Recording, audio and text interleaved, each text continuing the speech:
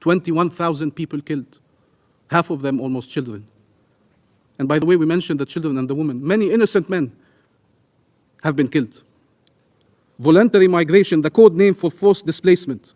These are the options for Palestinians: destruction or displacement, death or displacement. Mr. President, in Bethlehem, Jesus' birthplace, celebrations were cancelled. But in reality, the message delivered and embodied by Jesus was celebrated by standing up and speaking out for the Palestinian people in Gaza, for the oppressed, as he would have done, those who suffer, as he would have done, those who endure, as he would have done. Bethlehem itself endures its share of pain and suffering, mutilated by a wall, and like all cities and villages of the West Bank, victim of constant attacks by settlers and occupation forces. The reality that the Christians of Palestine are enduring is unbearable. It is the same that all Palestinians are enduring, including in the Armenian Quarter, in occupied East Jerusalem, where they are fighting for their identity and their existence.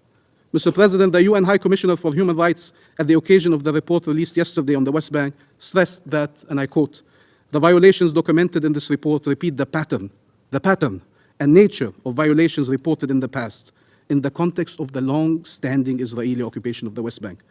However, the intensity and the violence and the repression is something that has not been seen in years." End quote. These 3 months have been the deadliest in the West Bank, the deadliest the West Bank had witnessed in decades, including for children. But don't worry, Israel will attack the UN for reporting on its crimes instead of putting an end to them. There is a war underway against the Palestinian people as a whole, against our existence in our homeland, against our identity, our history, and our future.